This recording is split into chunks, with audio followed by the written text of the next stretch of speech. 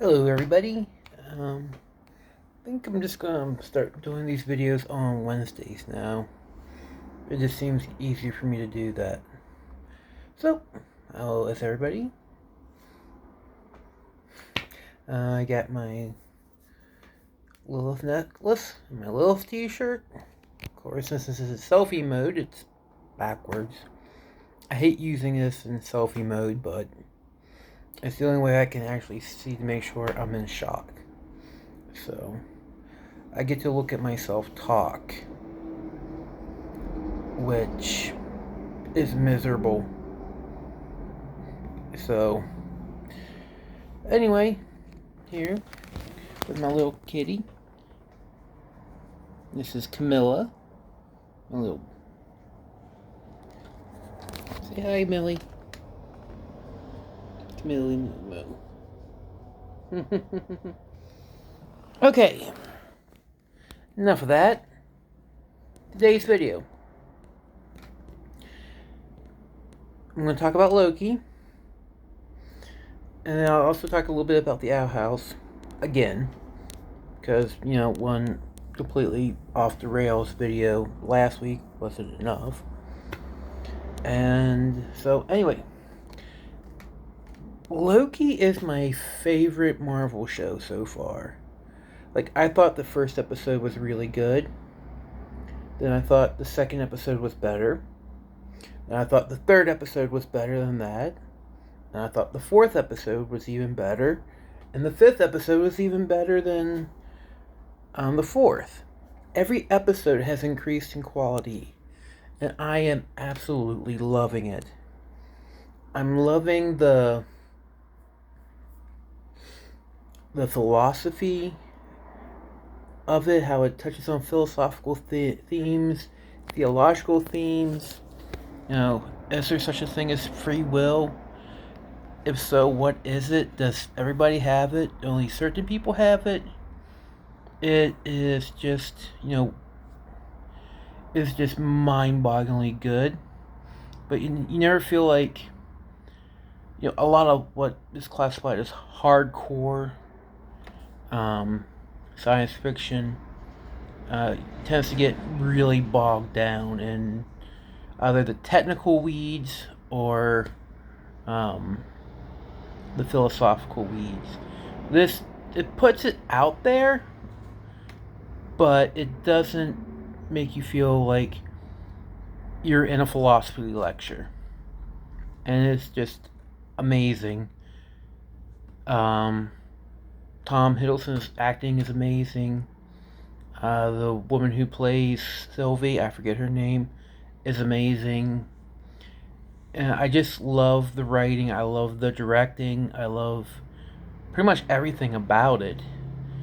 And it just builds all strengths to strength. And probably its biggest strength is his characters. Like, I watch these shows and it's like my favorite moments are when they're just sitting around talking. This is a show that when the action comes, I'm like, really? Action? An action scene? Okay. Come on, let's do it. Let's get this action scene over with so we can get more of the character dialogue. The character development and dialogue. That's my jam. And I just love this series so much.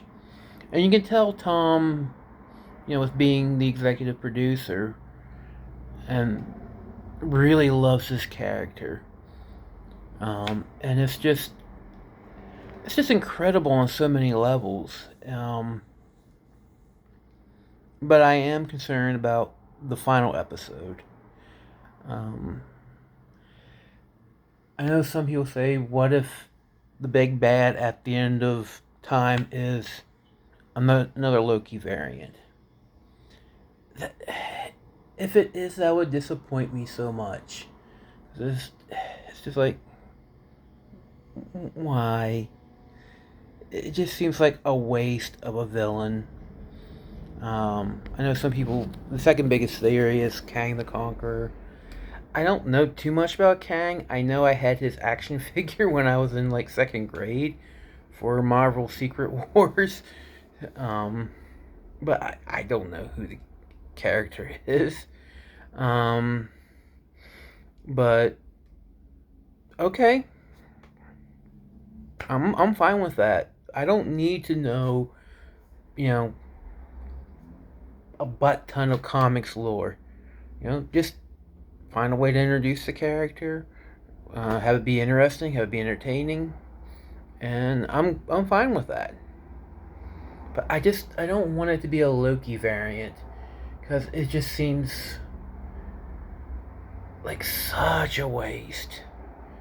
Um, or even if it turns out that the Loki we've been following is the actual big bad at the end of time, and this has been a long game he's been playing. That would be even worse. But any sort of Loki would be just lame. For me, it would be. Um, if it, I would rather it be some new threat, or a new character that we haven't seen yet. Or if you want to do the whole twist ending, have it be Mobius. That would be interesting if they storm the castle and it's like, haha, fooled you. That would be interesting. But having it be no. Um, but yeah, I like the idea. Like one of the things that it deals with is like identity. Who are we? Are we a set of just what's programmed in here by biology? Are we a soul that's beamed in? Are we just the sum of our circumstances?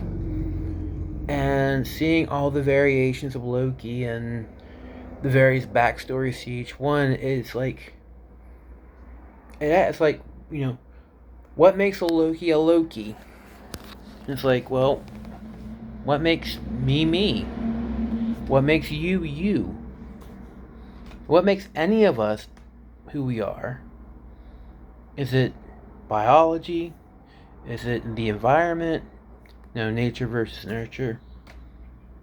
Me, I think it's pretty much a combination of both.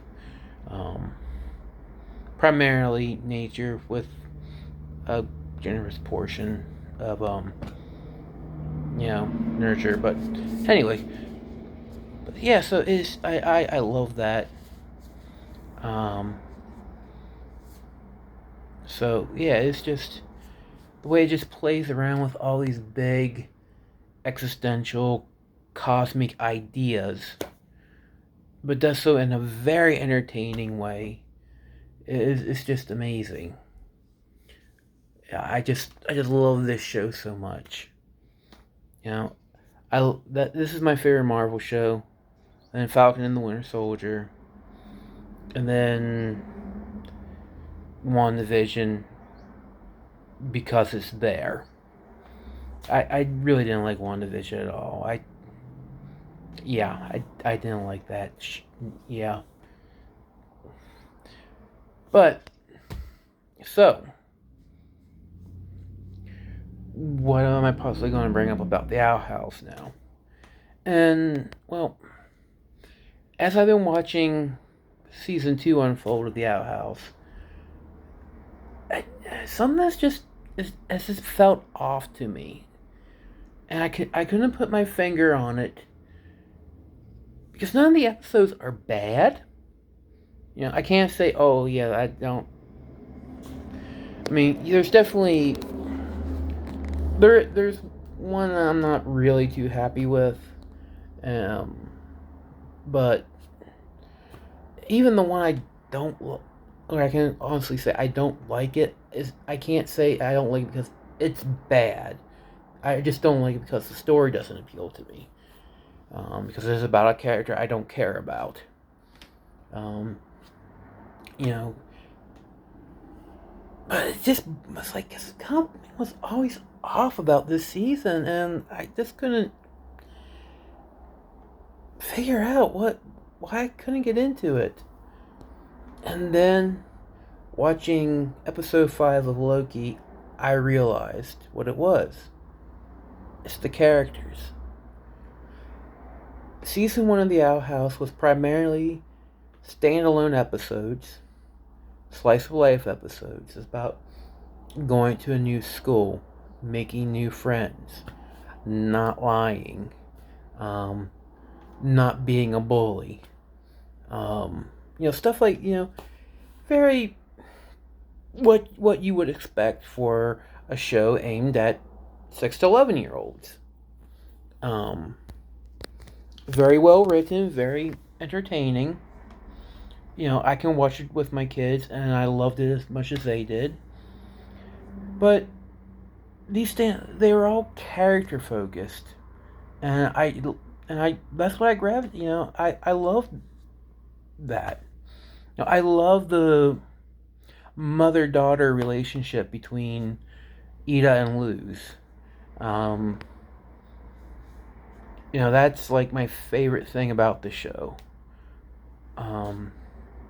Yes, I love the queer representation, Lumity all the way. But, as much as I like it and would have liked to have had something like that when I was that age, I'm not that age anymore. I'm an adult, and there's plenty of queer rep for people my age. Well, maybe not my age. 20s and 30s. Because in the queer community, once you hit 40, you're kind of like shushed out the door. We're a very age-phobic bunch. So, but anyway. I'm also fat-phobic too, so. I'm old, I'm fat, I don't fit in. But anyway. It's the relationship between the friends. And the mother and daughter relationship between Ida and Luz. I love it. I down for it. Also, Lilith. Love Lilith. I love the whole concept of Lilith. From, Cheers, Frasier's wife, to this, to mythology. I just love the whole idea of Lilith. That's why I wear her sigil and wear her t-shirt. I don't believe that this entity exists. I know better.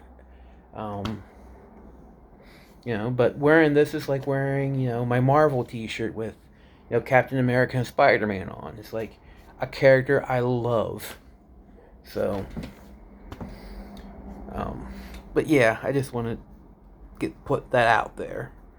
But yeah, I love the whole concept of Lilith, and I love this interpretation of Lilith from the show.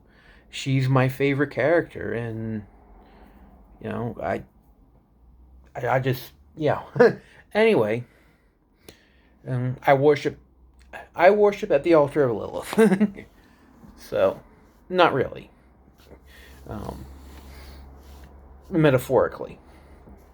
In reality, I'm agnostic. I don't believe in any superstition or religion. So, I don't discount the fact that there could be an all-powerful entity that created everything, but as none of the ones that are currently worshipped by human beings. So, anyway, just wanted to get that out of there. But yeah, it was always about the characters and their interact, because it was mostly just these standalone episodes. Even when the lore stuff, the few episodes where it's like, okay, this is the overarching story.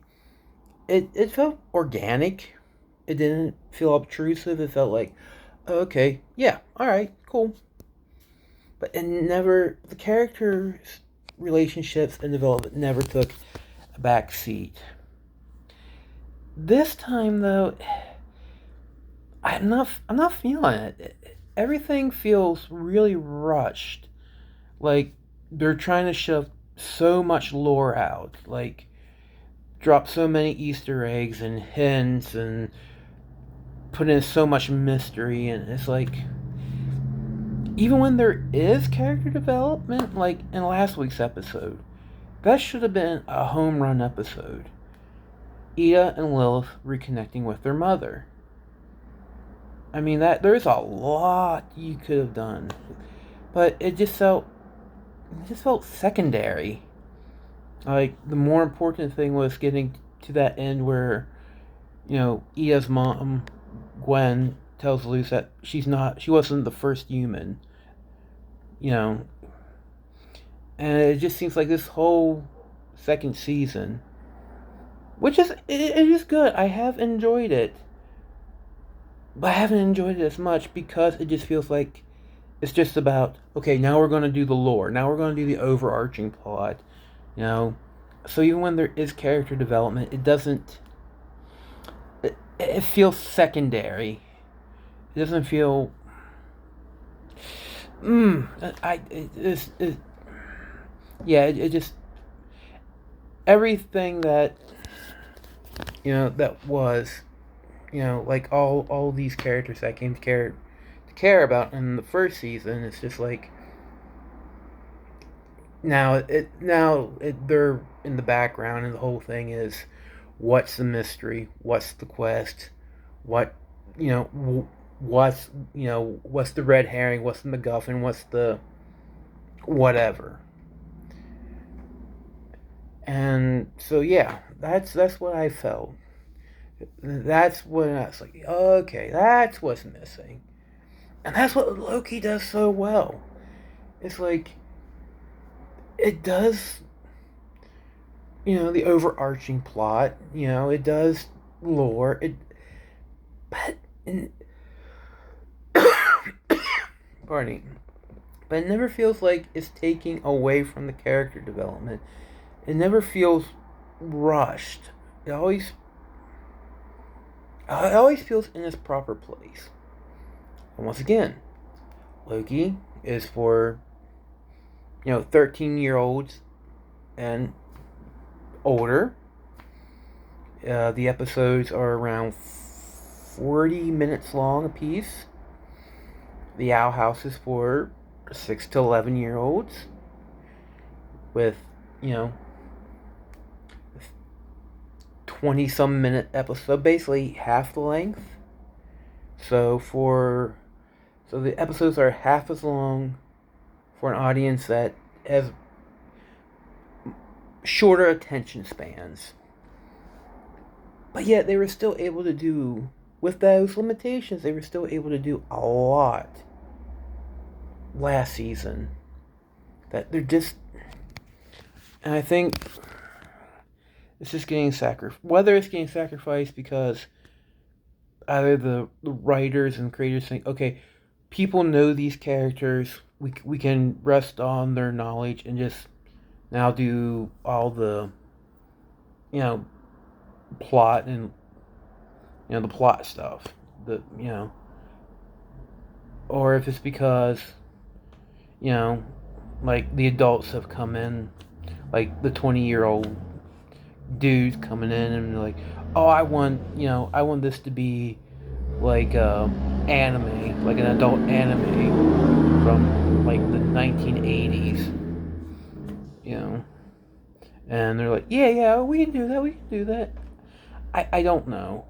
I don't know if this was always the plan, but it's not hitting like the first season did.